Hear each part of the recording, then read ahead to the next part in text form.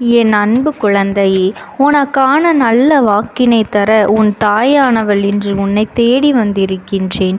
என் தங்கமே, இன்று இந்த அம்மாவினுடைய வாக்கினை நீ தவிர்க்காமல் கேட்டே ஆக வேண்டும். ஏனென்றால் இன்று இந்த அம்மா உனக்கு கொண்டு வந்திருக்கின்ற வாக்கானது மிக முக்கியமான வாக்கு. உன் வாழ்க்கைக்கு மிகவும் தேவையான ஒரு வாக்கு.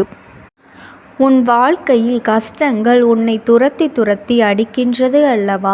வறுமைகள் உன்னை வாட்டி வதைத்து கொண்டிருக்கின்றது அல்லவா? என் அன்பு குழந்தையே, உனக்கு வாழ்க்கையில் வருகின்ற கஷ்டங்களுக்கு என்ன காரணமாக இருக்க முடியும் என்று தெரியாமல் விழிப்பிதுங்கி நிற்கின்றாய் அல்லவா?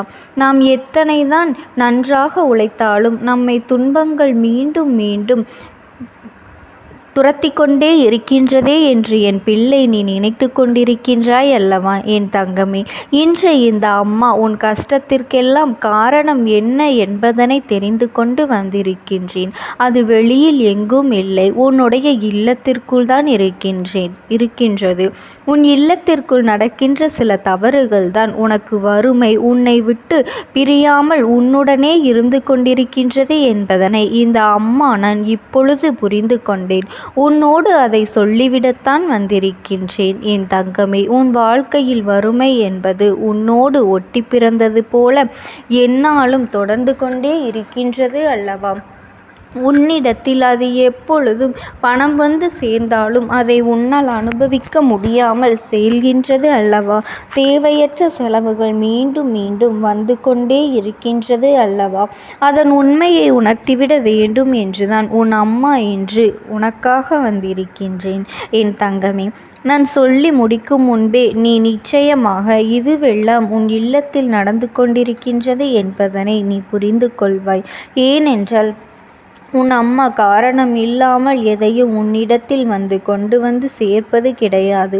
எது பிரச்சனையாக இருக்கின்றதோ, எதனால் உனக்கு இப்படியெல்லாம் நடக்கின்றதோ, அது நல்ல விஷயங்களாக இருந்தாலும் சரி, கெட்ட விஷயங்களாக இருந்தாலும் சரி, அதை முன்கூட்டியே உன்னிடத்தில் சொல்லிவிடுவதற்கு உன் அம்மா நான் வந்து கொண்டிருக்கின்றேன் என் தங்கமே.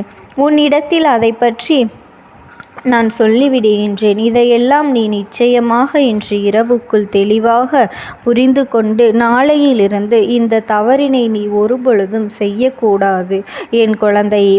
என் அன்பு பிள்ளையே, வறுமைக்கு வழிவகுக்கக்கூடிய இந்த தவறுகள் உன்னுடைய இல்லத்தில் இருக்கின்றது என்றால் அது உண்மைதான். ஏனென்றால் அதை நானே கண்கூடாக கண்டுவிட்டேன் அல்லவா? உன்னுடைய இல்லத்தில் நான் இருக்கும் பொழுது உன்னுடைய குடும்பத்தில் இருப்பவர்களுக்கு, ஏன் நீயும் கூட சில நேரங்களில் இந்த விஷயத்தை செய்து விடுகின்றாய். இதை செய்யக்கூடாது என்று சிலருக்கு தெரிந்திருக்கும். ஆனால் அந்த நேரத்தில் செய்கின்ற பொழுது அதை மறந்து விடுகின்றார்கள். தான் செய்வது தவறு என்பதனை அதன் பின்னால் உணர்வதும் கிடையாது. நம்முடைய இல்லத்தில் தெய்வங்களை குடியமர்க்க வேண்டும் என்று நினைப்பது கிடையாது. அப்படி இருக்க வேண்டும் என்றால் தெய்வங்கள் உன் இல்லத்தில் நிரந்தரமாக இருக்க வேண்டும் என்றால் அவர்களுக்கு பிடிக்காத சில விஷயங்களை நீ ஒருபொழுதும் செய்யக்கூடாது. நீங்கள் நன்றாக இருக்க வேண்டும் என்றுதானே தெய்வங்கள் உங்களுக்கு ஆசீர்வாதங்களை வழங்குகின்றார்கள். அந்த நேரத்தில் தெய்வங்களை அவமதிக்கும் விதமாக நடந்து கொண்டால் அது அவர்களுக்கு மனவேதனை கொடுத்து அப்படியே அங்கிருந்து சென்று விடுவார்கள், செல்ல வைத்து விடும் என் தங்கமே. இந்த அம்மா சொல்கின்ற தெய்வங்கள் யாரெல்லாம் தெரியுமா? உன்னுடைய குடும்பத்தில் வறுமை இல்லாமல் இருக்கவும், செல்வ செழிப்போடு இருக்கவும் உனக்கு துணையாக இருக்கக்கூடிய மகாலட்சுமி தாயார், அன்னபூரணி, குபேரர், இவர்களையெல்லாம் அன்றாடம் நீ வணங்க வேண்டும் என் தங்கமே. இவர்களை ஒரு நாளும் நீ அவமதித்து விடாதே. இந்த அம்மா சொல்கின்ற இந்த விஷயங்களை எல்லாம் உன் இல்லத்தில் நடந்து கொண்டிருக்கின்றதா என்று ஒரு முறை நீ சோதித்து பார் என் தங்கமே. உப்பினை ஒரு பொழுதும் நீ கீழே சிந்திவிடக்கூடாது. ஏனென்றால் அது மகாலட்சுமி தாயாருக்கு சமமாகும் அல்லவா? அதனால் உப்பினை நீ சிந்தாமல் பார்த்து கொள்ள வேண்டும். தெரியாமல் சிந்துவது வேறு, தெரிந்தே அங்கும் இங்கும் அறக்க பறக்க வேலை செய்து கொண்டு செய்யும் பொழுது கீழே கொஞ்சம் மேலே கொஞ்சமாக சிந்திவிடக் கூடாது. உப்பினை கையில் எடுக்கும் பொழுது லட்சுமி தேவியின் அம்சம் என்ற எண்ணத்தை உன் மனதில் வைத்து கொண்டு அதனை பொறுமையாக நீ கையாள வேண்டும். அது உன்னுடைய சமையலுக்கு அளவோடு போய் சேரும்போது உனக்கான எல்லா பலன்களும் நல்லதாக கிடைக்கும் என்பதனை நீ மறந்து விடாதே என் தங்கமே. அதுபோல நல்லெண்ணெய், ஏலக்காய், மிளகு, கடுகு இதையெல்லாம் நீ கீழே சிந்தி விடக்கூடாது. ஏனென்றால் இது சனி பகவானை அவமதிப்பதற்கு சமம். இது எல்லாம் சனி பகவானுக்கு உகந்த பொருள் அல்லவா? அதனால் இதையெல்லாம் நீ கவனமில்லாமல் கீழே சிந்திவிட்டால் அது அவர்களை அவமதிப்பதற்கு சமம். அதுபோல சாப்பாட்டை பாத்திரத்திலிருந்து எடுக்கும் பொழுது கரண்டி உரசும் வரை சத்தம் கேட்கும்படி துடைத்து வலித்து எடுக்கக்கூடாது. இது அன்னபூரணி தாயாரை அவமதிப்பதற்கு சமம் என்று நீ புரிந்து கொள்ள வேண்டும் என் தங்கமே. சாதத்தை வீணடிப்பதும் சரியான செயல் அல்ல என்பதனை புரிந்து கொள் என் பிள்ளையே. இப்படி நீ எந்நாளும் வாழ்க்கையில் பின்பற்ற வேண்டும். அதுபோல குபேரருக்கு பிடித்த உணவான ஊறுகாய் தட்டில் ஊறுகாயை வீணடிக்க கூடாது. அப்படி வீணடித்தால் அது குபேரரை அவமானப்படுத்தியதற்கும் அவமதிப்பதற்கும் சமம். நிறைய ஊறுகாயை வைக்கும் பொழுது எப்படி வைக்க வேண்டும், எவ்வளவு வைக்க வேண்டும் என்று தெரியாமல் சிலர் அதனை வீணடித்து விடுகின்றார்கள். பொதுவாக ஊறுகாயை அதிக அளவில் எடுத்துக்கொள்ள முடியாது. ஏனென்றால் அதில் உப்பும் காரமும் அதிகமாக இருக்கக்கூடிய ஒரு பொருள் அல்லவா? அதனால் தேவைக்கு இன்றி அதிகமாக அதனை எடுத்து வைத்துவிட்டு அதன் பிறகு அதனை வீணடிக்க கூடாது. குபேரனின் அம்சமாக விளங்கக்கூடிய ஊறுகாயை நிச்சயமாக நீ வீணடித்து விட்டால் அது அவரை அவமதிக்கும் செயல் என்பதனை நீ புரிந்து கொள்ள வேண்டும் என் தங்கமே. இந்த அம்மா சொல்கின்ற இந்த விஷயங்கள் மிகவும் முக்கியமான விஷயம். பூஜை அறையில் குத்து விளக்கு தவறி தெரியாமல் கீழே விழுந்தாலும் சரி, ஏற்றிய விளக்கு அணைந்தாலும் சரி, உன் குலதெய்வத்திற்கு உடனடியாக நீ காணிக்கையினை முடித்து வைத்து விட வேண்டும். ஏனென்றால் இது போன்ற 2 செயல்களும் தொடர்ந்து நடக்கின்றது என்றால் குலதெய்வம் உன்னிடத்தில் ஏதோ ஒரு விஷயத்தை சொல்ல வருகின்றார்கள் என்று பொருள். அதை நீ புரிந்து கொள்ள வேண்டும் என் தங்கமே. அதனால் அவர்களுக்கு உடனடியாக நீ காணிக்கையை முடிச்சை நீ எடுத்து வைக்க வேண்டும். எப்போது அவர்களை காண வேண்டிய நேரம் உனக்கு வருகின்றதோ, எப்பொழுது உன்னுடைய குலதெய்வ கோயிலுக்கு நீ செல்ல வேண்டிய நேரம் உனக்கு கிடைக்கின்றதோ அன்று அந்த காணிக்கை முடிச்சினை நீ அங்கே கொண்டு சென்று உண்டியலில் போட்டாலும் சரி, அல்லது அதை வைத்து அவர்களுக்கு ஏதேனும் பூஜை பொருட்களை வாங்கி கொடுத்தாலும் சரி என் தங்கமே. இது போன்ற செயல்கள் எல்லாம் உன் இல்லத்திற்கு சரியாக நடக்கின்றதா என்று ஒரு முறை நீ சிந்தித்து பார்க்க வேண்டும் என் தங்கமே. நீ ஏற்றிய தெய்வம் அணைந்தால் வருத்தப்படாதே. தேவையில்லை, வருத்தப்பட தேவையில்லை. குலதெய்வம் உன்னை காண வேண்டும் என்று நினைக்கின்றார்கள் என்பதனை நீ பொருள் புரிந்து கொள்ள வேண்டும். காணிக்கை முடிச்சுகளை நீ உடனடியாக அந்த நேரத்திலேயே முடிந்து வைத்து உன் குலதெய்வத்தின் பெயரை சொல்லி அவர்களை மனதார வணங்கினால் உனக்கான கஷ்டங்கள் எல்லாம் தீரும் என்பதனை நீ நினைவில் வைத்துக்கொள் என் தங்கமே. உன்னுடைய இல்லத்தில் இப்படியெல்லாம் சில தவறுகள் நடந்து கொண்டிருக்கின்றது என்றால், இது போன்று தவறுகள் நடக்கின்றதோ அதையெல்லாம் உடனே திருத்திக் கொள்ள வேண்டும். முக்கியமாக இதை நீ நினைவில் வைத்துக்கொள் என் தங்கமே. குறிப்பாக சாப்பாட்டினை கரண்டி அடியில் படும் வரை சத்தம் போட்டு வலித்து எடுக்காமல் அங்கு இருக்கின்ற 1-2 பருக்கைகளை அப்படியே விட்டுவிடு. ஏனென்றால் அந்த சாப்பாட்டினை நான் அப்படியே எடுக்கவில்லை என்றால் அது வீணாகத்தானே போகும் என்று நீ நினைக்கலாம். அது அப்படியல்ல. கடைசியாக இருக்கின்ற அந்த சாப்பாட்டை நீ கால்படாத இடத்தில் போட்டாலும் சரி, எறும்புகள் நடமாட்டம் இருக்கின்ற இடத்தில் போட்டாலும் சரி, யாரேனும் தாகத்திற்கு வைத்தாலும் சரி, யாரேனும் ஒருவருக்கு அது பயன்படக்கூடியதாக இருக்க வேண்டும். யாரேனும் ஒருவருக்கு அல்லது வாயில்லாத பூச்சிகளுக்கு அது உணவாக மாறிவிட்டால் உனக்கு மிகப்பெரிய பலன்களை அது கொடுக்கும். அதை வீணடிக்க வேண்டும் என்று உன் அம்மா நான் சொல்லவில்லை என் குழந்தையே. சில குழந்தைகள் நினைப்பார்கள், அம்மா நிறைய பொருள்கள் சாப்பிட முடியாமல் செல்கின்றது, அதை என்ன செய்வது என்று கேட்கின்றாய் அல்லவா என் தங்கமே. அதனை ஆடு மாடுகள் நாய் போன்ற விலங்குகள் உட்கொள்ளும் என்று நீ புரிந்து கொள்ள வேண்டும். அதனால் என் குழந்தையே, நீ இது போன்ற தவறான செயல்களை எல்லாம் செய்யாமல் தெய்வங்களுக்கு அடிபணிந்து தெய்வங்களை மதித்து அவர்களினுடைய கட்டுப்பாட்டிற்கு தகுந்து உன் வாழ்க்கையை நீ வாழ்ந்தாயானால் உன் வாழ்க்கையில் சந்தோஷம் என்றுமே நிலைத்திருக்கும். இந்த தாயானவளினுடைய அன்பும் ஆசீர்வாதங்களும் உனக்கு எப்பொழுதுமே முழுமையாக கிடைத்து கொண்டே இருக்கும். ஓம் சக்தி, ஓம் ஆதிபரா சக்தி. கடைசி வாய்ப்பாகவும் இருக்கலாம்.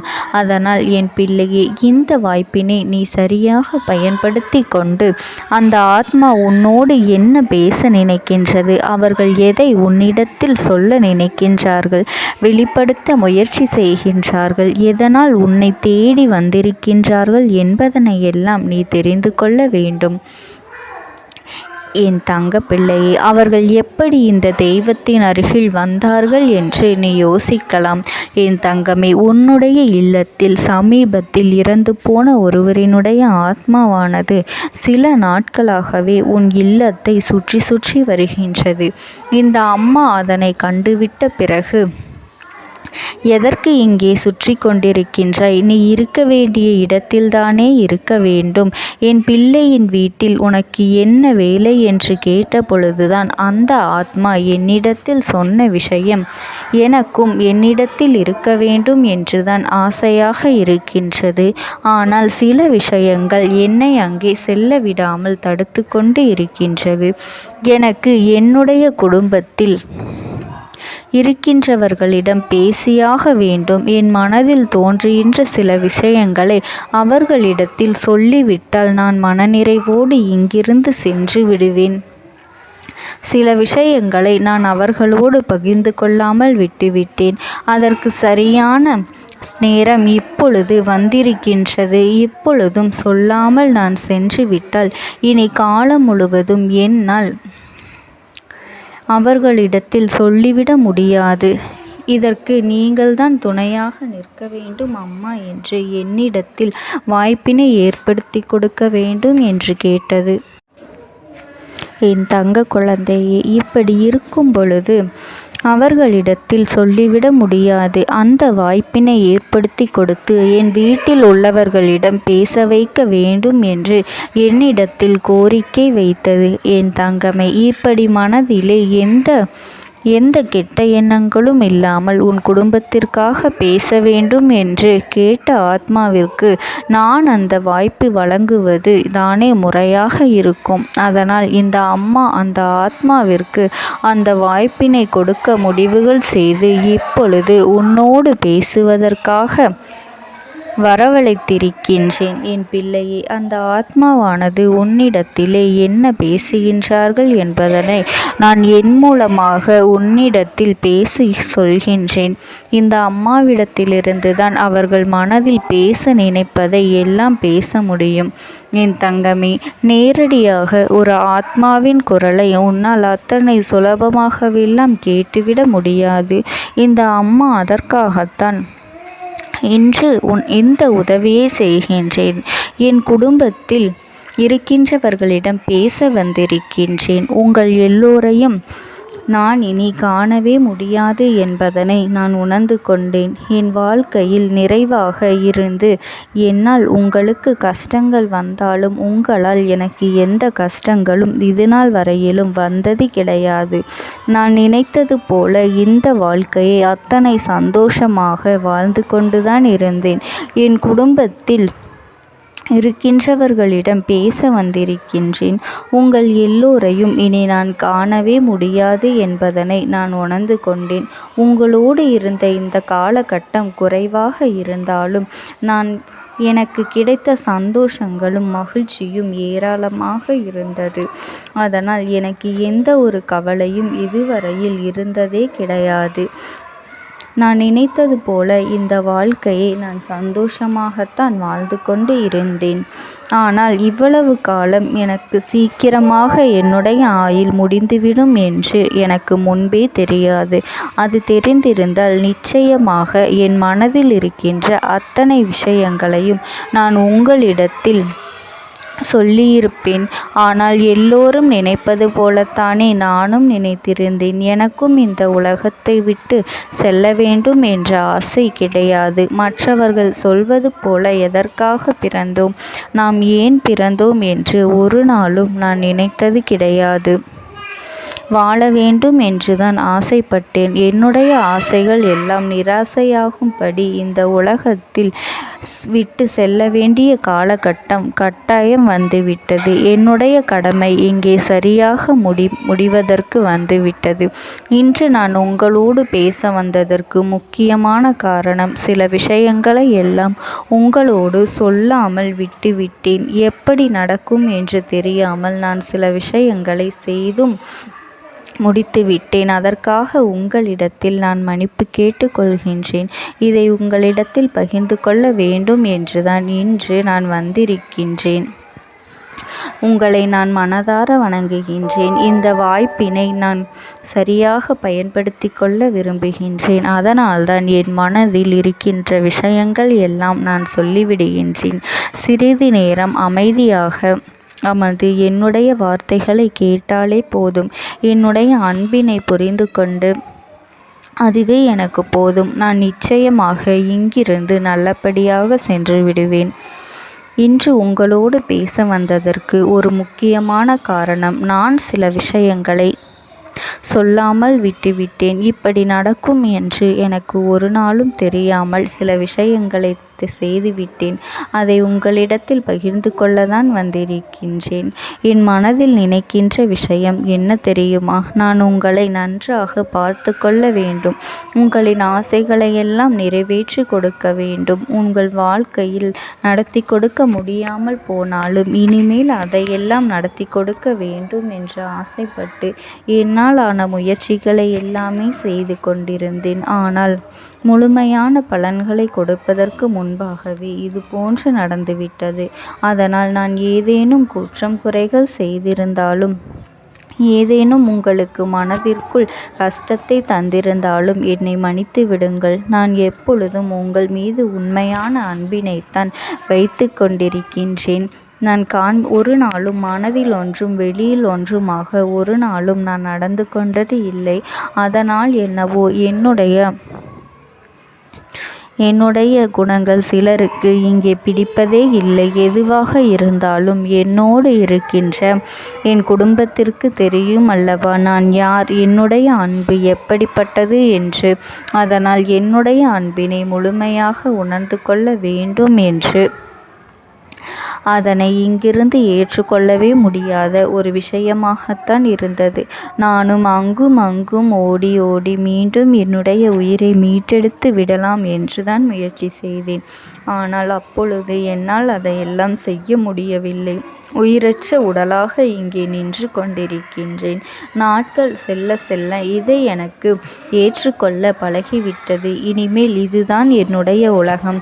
மீண்டும் அங்கே செல்ல முடியாது என்பதனை நான் புரிந்து கொண்டேன். செல்ல முடியாவிட்டாலும் ஆத்மா என்று ஆன பிறகு என்னுடைய உலகத்தில் இருந்தால்தான் எனக்கு சந்தோஷம். மீண்டும் மனித வாழ்க்கைக்குள் என்னால் நுழைந்துவிட முடியாது.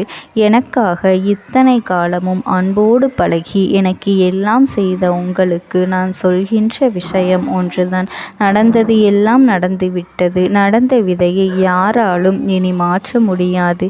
இனி நான் உங்களோடு இருக்க வேண்டும் என்று நினைத்தால் கூட அது நடக்காது. அதனால் இந்த வாழ்க்கையில் நீங்கள் நல்லபடியாக வாழ்ந்து சந்தோஷமாக இருக்க வேண்டும் என்றுதான் அப்போதுதான் அந்த ஆத்மா மனது வேதனைப்பட்டு உன்னோடு பேசுகின்றது. என் தங்க குழந்தையே, யார் உன்னை விட்டு சென்றாலும் இந்த தாயானவளினுடைய அன்பும் ஆசீர்வாதங்களும் உனக்கு என்றென்றைக்குமே முழுமையாக கிடைத்து கொண்டே இருக்கும். அதனால் நீ எதை நினைத்தும் கவலைப்படாதே. உனக்காக எப்பொழுதும் நான் இருந்து கொண்டே இருப்பேன். ஓம் சக்தி. ஓம் ஆதிபரா சக்தி. நீ விடுதலை கொடுக்க மாட்டாயா என்று என் பிள்ளை நீ என்னை பார்த்து கேட்கின்ற விஷயத்திற்குத்தான் நான் முடிவினை கட்டப் போகின்றேன். இன்னமும் சுருக்கமாக உனக்கு சொல்ல வேண்டும் என்றால், உன்னுடைய பிடிவாதம் இந்த அம்மாவினிடத்தில் ஜெயித்து விட்டது என்பதுதான் உண்மை. என் குழந்தைக்கு எந்த ஒரு விஷயம் வேண்டும் என்று அடம்பிடித்து இத்தனை காலமும் நீ நின்று கொண்டிருந்தாயோ, அந்த ஒரு விஷயத்திலிருந்து உன் அம்மா நான் உனக்கு விடுதலையை கொடுக்க வேண்டும் என்று என் முன்னால் கதறி அழுதாயோ, அந்த விஷயத்தை இன்று உனக்கு நான் முடித்து வைக்கின்றேன். என் பிள்ளையே, சுற்றி இருக்கின்ற உறவுகளையெல்லாம் நம்புவதை விட்டுவிட்டு சற்று விலகி நிற்பதுதான் எல்லோருக்குமே நல்லது. ஏனென்றால் யாருடைய குணம் எப்பொழுது எப்படி மாறும் என்று யாராலும் கணித்துவிட முடியாது. ஒருவரிடத்தில் நல்லபடியாக பேசிக்கொண்டு வந்திருப்பாயானால் அவர்கள் மனதிற்குள் என்ன இருக்கின்றது என்று உன்னால் ஒரு பொழுதும் தெரிந்து கொள்ள முடியாது. அவர்களுக்குள் 1000 விஷயங்கள் ஓடும். உனக்கு செய்து தருவேன் என்று வாக்குறுதியை கொடுப்பார்கள். ஆனால் அதன் பிறகு பார்த்தாயானால் ஒரு நிமிடம் கூட யோசிக்காமல் சற்றென்று இவர்களுக்கு முடியாது என்று சொல்லிவிடுவார்கள். மனதிற்குள் அவர்கள் நினைப்பது, நீ சொல்வதை சொல்லிவிட்டு போ, நான் எதற்காக உனக்கு உதவி செய்ய வேண்டும் என்று எண்ணிக்கொண்டிருப்பார்கள். இது போன்ற போலிகள் அதிகமாக நிறைந்து இருக்கின்ற இந்த உலகத்தில் ஒரு விஷயத்திற்காக என் பிள்ளை நீ ஆசைப்படுகின்றாய் என்றால் அதை மிகவும் நான் கவனத்தோடு புரிந்து கொண்டு உன் வாழ்க்கைக்கு அது சரியா தவறா என்று, தேவைதானா தேவையில்லையா என்று, ஒரு வேலை கிடைத்தால் உன் வாழ்க்கை தெளிவாக இருக்குமா என்றால் நான் புரிந்து கொண்டுதான் உன் அம்மா நான் உன்னிடத்திலே சொல்ல முடியும் என்பதனை புரிந்து கொள். உனக்கு எத்தனை கால தாமதங்கள் ஆகியது என்பதனை அதனை புரிந்து கொள்ள அதை உன்னிடத்தில் ஒப்படைக்க வந்ததற்கு காரணம், பல அதிசக்தி வாய்ந்த பூஜைகளாலும் தெய்வங்களை நீ தொடர்ந்து வணங்கி கொண்டிருப்பதாலும் மட்டும்தான் உன் வேண்டுதல்கள் உச்சத்தை தொட்டுவிட்டது. தெய்வத்தின் மனதை நீ தொட்டுவிட்டாய். இனிமேல் உன்னிடத்திலிருந்து தெய்வத்தினால் தப்பிக்க முடியாது. நிச்சயமாக இனிமேல் இதனை நீ கொடுத்துதான் ஆக வேண்டும். எந்த எல்லைக்கும் செல்வதற்கு தயாராகிவிட்டாய். கடவுளுக்கு என்னென்ன செய்ய வேண்டுமோ அதையெல்லாம் என் பிள்ளை மனதார செய்து விட்டாய். உன்னுடைய அன்பிற்கு இந்த அம்மா நான் 5வது நாள் உன் வாழ்க்கையில் மிகப்பெரிய பிரச்சனையை தீர்த்து கொடுக்கின்றேன்.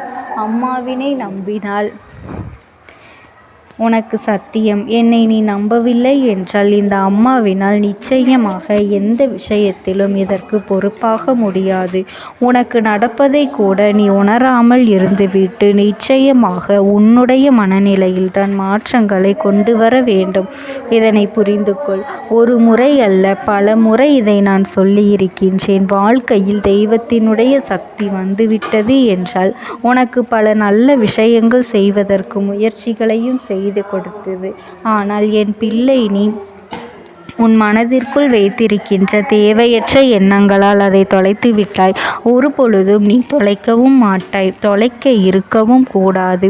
ஏனென்றால் உன்னோடு இருப்பது இந்த அம்மாவாகிய நான். உன் வாழ்க்கையில் நல்லதை செய்து கொடுப்பது உன் அம்மா நான். உனக்காக இந்த வாழ்க்கையில் எந்த எல்லைக்கும் செல்ல தயாராக இருக்கின்றேன். அதனால் இனி துணிந்து இறங்கு. எண்ணி 5வது நாள் நீ விரும்பிய விஷயம் உன் கைகளில் இருக்கும். எந்த முயற்சிகளையும் செய்யாமல் அம்மா தரவில்லை என்று ஒரு நாளும் என் மீது பழி போட உன்னால் முடியாது. நீ முயற்சிகளையும் உன்னுடைய உழைப்பையும் சரியாக செலுத்திவிட்ட பிறகு நான் கொடுக்கவில்லை என்றால் என் மீது கோபப்பட உனக்கு அத்தனை உரிமையும் இருக்கின்றது. இதற்கு மேலும் என் குழந்தை கஷ்டத்தை சந்திக்க வேண்டிய அவசியமில்லை.